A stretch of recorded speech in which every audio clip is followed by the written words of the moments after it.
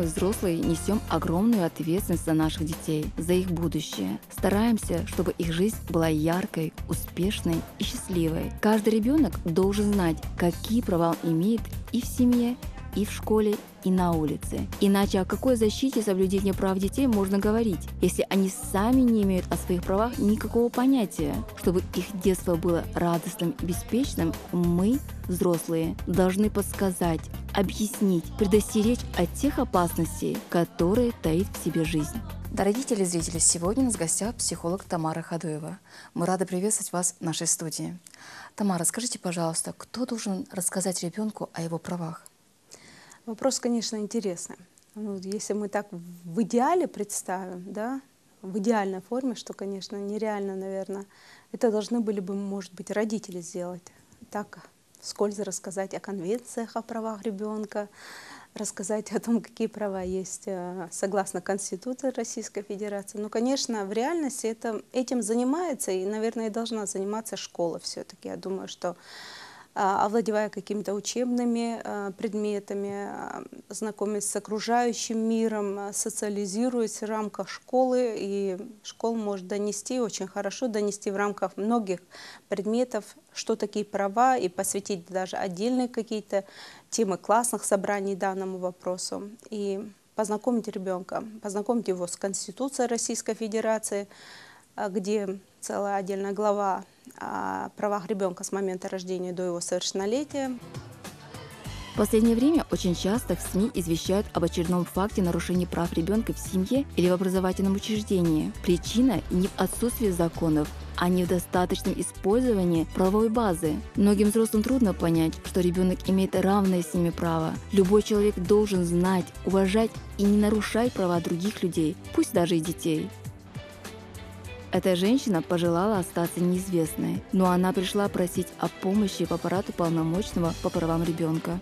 В департаменте обратиться по правам ребенка живет так прокуратуре Язмир.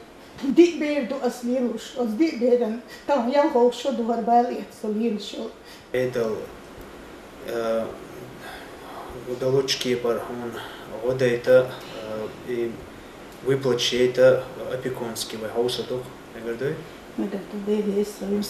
к нам обращаются родители, опекуны, попечители, сами дети. Вот в текущем году около 560 обращений у нас есть вот по предоставлению жилья, по улучшению жилищных условий, по вопросам образования, здравоохранения, социального обеспечения.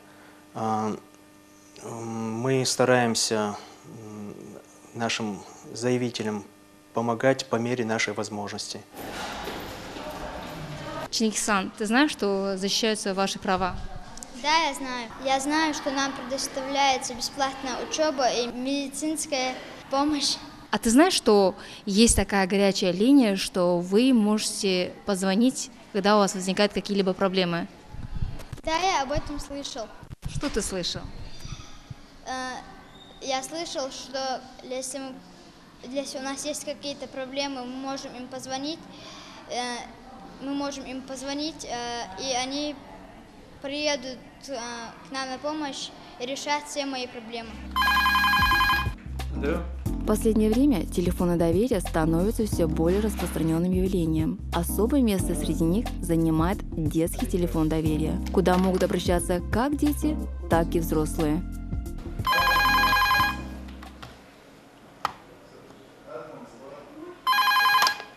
Алло. Здравствуйте. Так.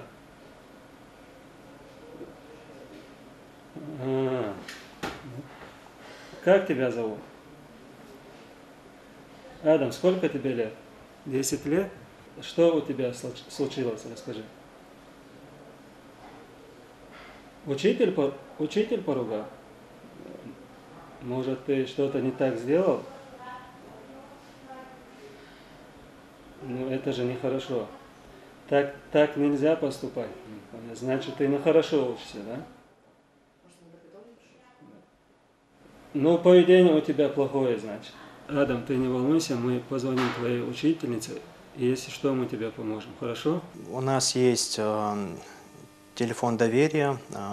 Если с стационарного звонить, это 22 36 51. Если с мобильного, то с кодом 88712. Но сами дети тоже обращаются, когда нуждаются в психологической помощи, в моральной помощи. Вопросы дети задают разного характера, разные вопросы бывают, но в основном по школе, вот, где они учатся. Звонки принимают специалисты, аппарат уполномоченный ведущий, главные специалисты, которые непосредственно работают в нашем отделе по защите прав матери и ребенка. А также психологи. Участники самоуправления гимназии часто проводят благотворительные акции. Дети приносят свои любимые игрушки, книги, канцелярские принадлежности и даже продукты и сладости.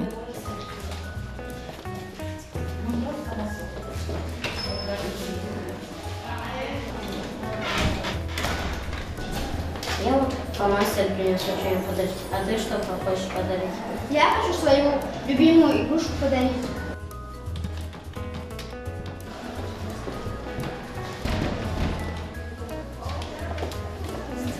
Здравствуйте, Фатима Германовна. Здравствуйте. Вы почему не на уроке? Фатима Германовна, я принес свою любимую игрушку, чтобы дать ее тем детям, у кого нету мамы, чтобы ее купить. А я принес набор фломастеров для детей, которые не могут тебе этого позволить. Ребята, какие вы молодцы! Дети будут рады вашим игрушкам. Мы передадим обязательно этим детям, и они будут им очень рады. Большое вам спасибо. А теперь идите на свой урок. До свидания, ребята. До свидания. Еще раз вам спасибо большое. Здравствуйте, дети. Наши игрушки уже несли куда маме форму. Давайте сюда сложим. По одной. Девочки, спасибо вам огромное. Пожалуйста. До свидания. Удачи. Они собирают, как вы видели, посильную помощь и передают детям из малоимущих семей, детям-сиротам, которые не могут сами себе позволить купить лишнюю игрушку, лишние школьные принадлежности. Мы отдаем эти подарки, не афишируя, чтобы дети, вот эти незащищенные дети, чувствовали бы поддержку своих товарищей и заботу о них. Сами учителя и администрация гимназии тоже пытаются помочь своими силами. В начале учебного года детям из малоимущих семей, сиротам, выдается школьная одежда бесплатно. Организовано в школе бесплатное горячее питание. С детьми из семей социально незащищенных, находящихся в социально опасном положении, работают психологи. По результатам работы мы видим повышенную успеваемость детей. Их веселые лица, их улыбки – это для нас очень важно и дорого. Мое мнение таково, что каждый человек, каждый ребенок имеет право на жизнь, что ребенку должна быть предоставлена медицинская помощь, бесплатное образование и так далее. Как и у любого человека, у детей есть право, которое мы должны по законам Российской Федерации соблюдать. После школы я хочу поступить на бухгалтера, а также я бы хотела открыть свой фонд и помогать детям, малоимущим детям. Мы должны помогать тем детям, у которых нет родителей, малоимущим, инвалидам. Мы должны им оказывать свою помощь, мы не должны их отталкивать. Наш долг – защищать детей от агрессии, жестокости и равнодушия. Институт семьи становится все менее популярен. Растет число неполных семей. Наблюдается тенденция к увеличению числа детей-сирот и детей, оставшихся без попечения родителей. В июле был принят новый закон о размере и порядке выплаты единовременного пособия при передаче ребенка в семью и денежных средств на содержание детей в семью опекунов, попечителей и приемных семьях, а также на оплату труда приемных родителей. У нас всего общее количество детей-сирот и детей, оставшихся без попечения родителей по республике, по данным, представленным органом опеки и попечительства муниципальных районов, насчитывается 3180 детей. А на сегодняшний день в Чеченской республике принят закон, буквально июля месяца этого года, о внесении изменений в действующий закон, которым мы до сих пор, соответственно, выполняем нашу работу, где говорится об этих выплатах именно детям-сиротам и детям, оставшимся без попечения родителей. Хотелось бы отметить, что с принятием этого закона в нашей республике существенно увеличен объем этих выплат детям, которые находятся под опекой попечительства. Если раньше мы выплачивали по 4000 рублей ребенку, который находится в приемной семье или под опекой попечительства, сейчас уже эта сумма существенно увеличена, достигает до 11 700 рублей. А приемные семьи на оплату туда приемных родителей раньше было 2500, сейчас эта сумма тоже увеличена до 5500 рублей. Если ребенок инвалид, если ребенок с ограниченной возможностью здоровья, то 8331 рублей. В нашей республике нет брошенных детей на произвол судьбы.